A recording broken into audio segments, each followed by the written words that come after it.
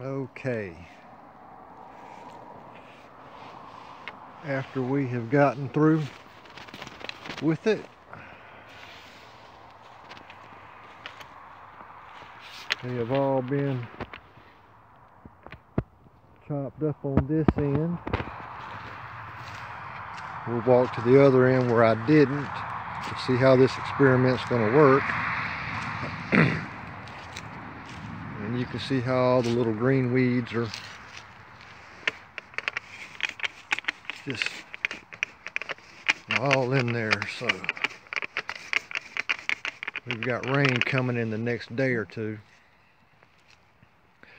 I thought I might be able to get my tiller to run and catch some on the other side and get some of this old lawn grass cut out, but as you can see, I made it through there. It is so wet that it just bogs the tines down, which I need to come and work on this. My belt is awfully loose. I'm hoping I can undo these 4 bolts, because it looks like, if you can see this little area here and here, maybe that much going forward will tighten this thing up enough that I can actually run it. But if not, I've got the next size smaller belt, and I'll undo them. And that little gap right there, you see, I can slide the motor back, and hopefully the belt will fit on. If not, then this will be changed out to a slightly bigger one. But it is still awfully wet out there. And that grass has got to go. But on the bright side, I talked to the fellow today about the pigs. Hopefully this weekend the pigs will be here. One of them is a 2-year-old boar. He is a monster. He's got to be at least 600 pounds. The other one's probably a 400-pound sow. She should be bred.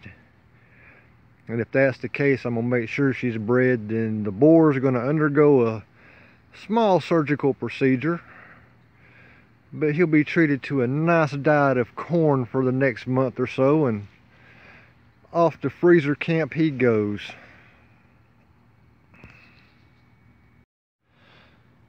But yep, I'll be glad to get the pigs here. Not really set up for them yet, but I've got a couple days and I'll get something set up for them.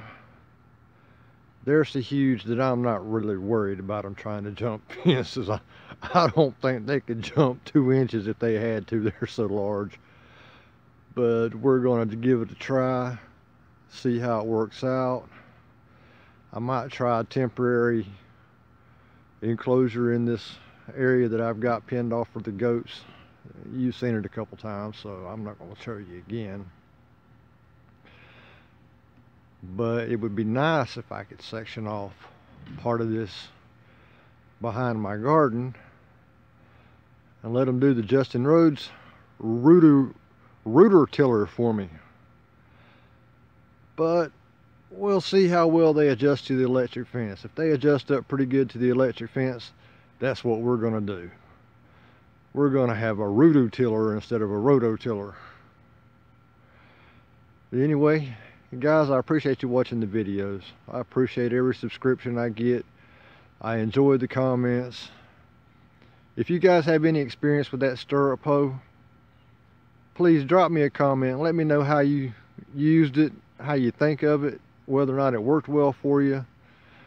It's my first time using one of those things, and to tell you the truth, it was a whole lot faster. I'm just worried that it's not as good as a hoe as far as completely getting rid of the weeds.